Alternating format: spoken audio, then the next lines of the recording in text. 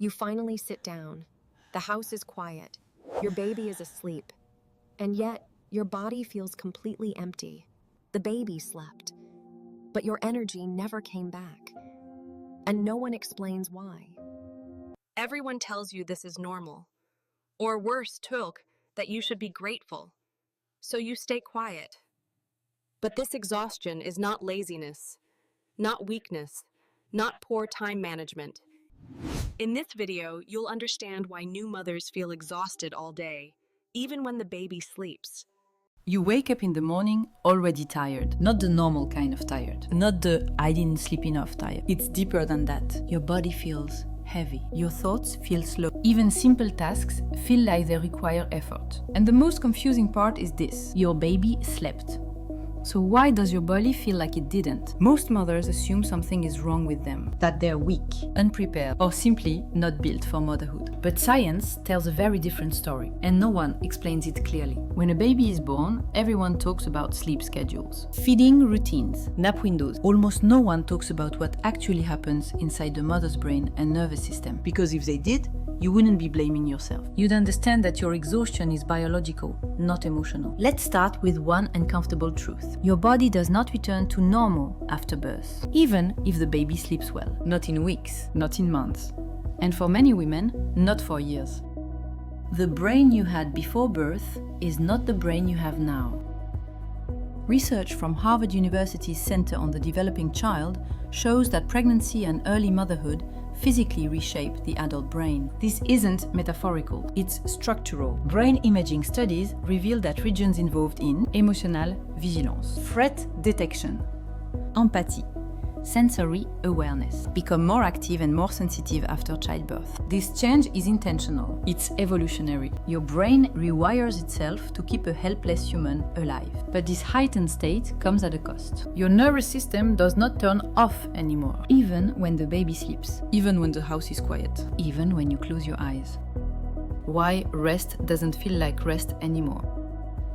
Before motherhood, rest meant something simple. Your body relaxed. Your mind slowed down. Your nervous system shifted into recovery mode. After childbirth, that system behaves differently. According to research published through the National Institutes of Health, new mothers spend extended periods in a state called heightened sympathetic activation. In simple terms, your body stays alert, even during rest. This is why you can lie down, sleep, or sit quietly, and still wake up feeling exhausted. Your body never fully powered down. This isn't anxiety. This isn't stress from overthinking. It's your nervous system doing exactly what biology trained it to do. The myth that sleep equals recovery. This is one of the most damaging myths new mothers are told. If the baby sleeps, you should feel better. That idea assumes sleep is the only factor involved in energy recovery. It's not. Recovery depends on hormonal balance, nervous system regulation, emotional safety, cognitive load, and postpartum mothers experience disruption in all four at the same time. The hormonal crash no one warns you about. After birth, estrogen and progesterone, hormones that supported your nervous system during pregnancy, drop sharply, not gradually, abruptly. This hormonal shift is one of the steepest drops the human body experiences outside of medical trauma. According to Oxford University research on postpartum neuroendocrinology, this sudden change directly affects energy regulation, mood stability, stress tolerance, sleep quality. Even if you sleep, your body does not process that sleep the same way. This is why mothers often say, I slept, but I don't feel restored, because biologically, you weren't. Why your brain feels foggy all day. That mental fog you feel, it's not forgetfulness, it's not lack of intelligence, it's not mom brain in the dismissive way people joke about, it's cognitive overload. Your brain is running multiple background processes constantly, monitoring sound patterns, tracking baby cues, scanning for potential threats, regulating emotional responses. According to American Psychological Association studies, this continuous cognitive load significantly reduces available mental energy. Your brain is busy, even when you're doing nothing. So when someone tells you, you're home all day, why are you so tired? They're asking the wrong question. The real question is, when does your brain ever get permission to stop protecting? For most new mothers, it doesn't. Why traditional advice makes mothers feel worse.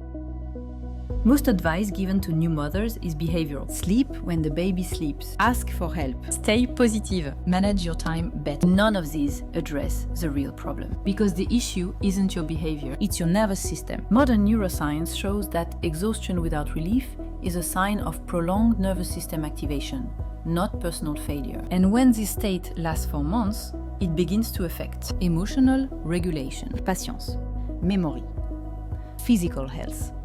This is why even calm, loving mothers suddenly feel irritable, numb, or overwhelmed. Not because they are bad mothers, because their biology is stretched beyond recovery. Why this hits even strong women.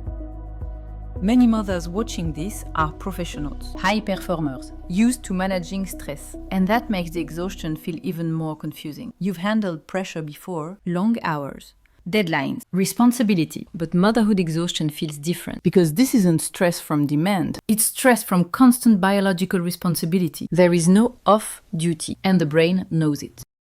The quiet guilt no one talks about.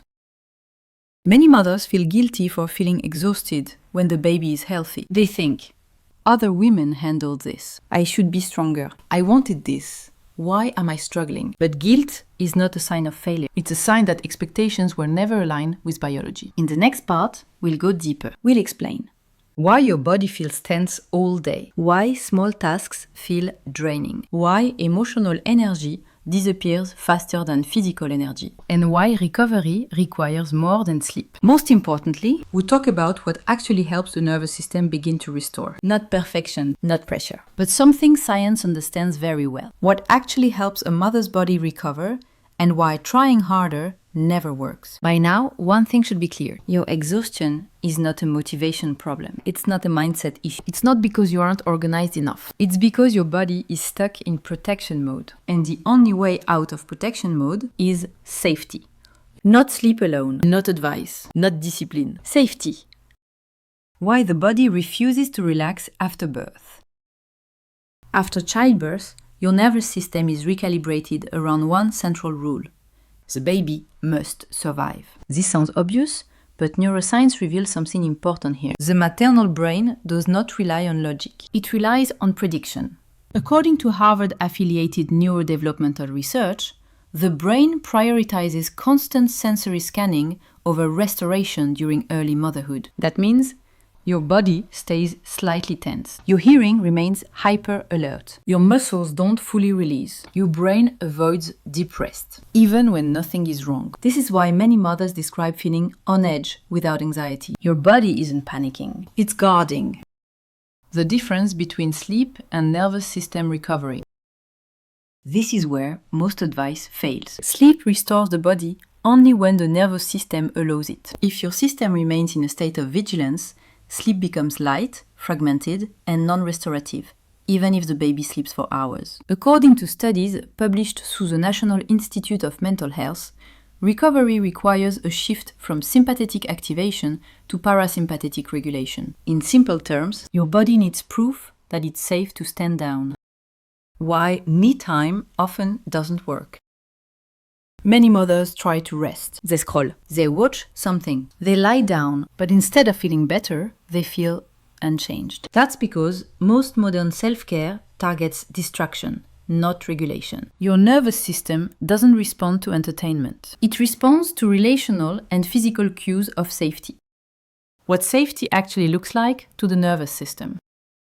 Safety is not silence. It's not being alone. And it's not productivity. Safety is predictable rhythms, gentle sensory input, emotional validation, non-judgmental presence. According to Oxford University research on emotional regulation, the nervous system calms when it experiences co-regulation, not isolation. This is why mothers often feel better simply talking to someone who truly understands, even if nothing is solved. Your body reads understanding as safety. Why mothers feel worse when they should be happy.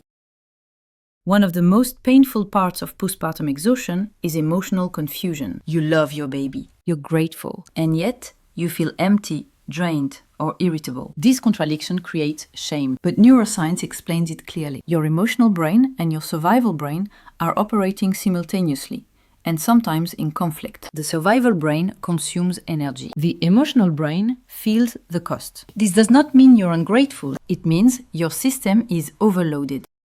The hidden energy leak no one mentions. There is one factor almost no one discusses openly. Décision fatigue. New mothers make hundreds of micro-decisions daily. Is the baby hungry or tired? Is that cry discomfort or frustration? Should I intervene or wait? Is this normal or concerning? According to American Academy of Pediatrics reference cognitive load research, this constant decision-making dramatically increases exhaustion, even without physical exertion. Your brain is never idle. Why traditional disciplined thinking backfires on mothers. Many women unconsciously apply adult expectations to infant behavior, not because they want to, but because no one taught them otherwise. When the baby cries, the brain searches for control. The body tightens. Frustration rises. But babies are not misbehaving. They are communicating through the only system they have, the nervous system. Understanding this shifts everything. Behavior is not something to manage, it's something to interpret. And once interpretation replaces control, the mother's body begins to relax.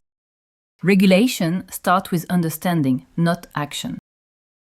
Here's something counterintuitive. Recovery does not begin when you do more. It begins when your nervous system stops interpreting normal infant behavior as threat. According to Harvard's work on toxic stress versus tolerable stress, meaning-making changes physiological response. When you understand why something is happening, your cortisol response decreases, even if the situation stays the same. Knowledge becomes regulation. Why presence heals faster than perfection. Many mothers chase perfection. Perfect routines, perfect feeding, perfect responses. But perfection keeps the nervous system alert. Presence calms it. Presence sounds like, I'm here.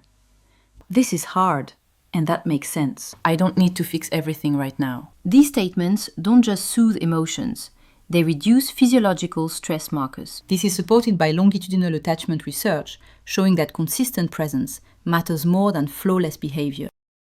The repair that actually restores energy.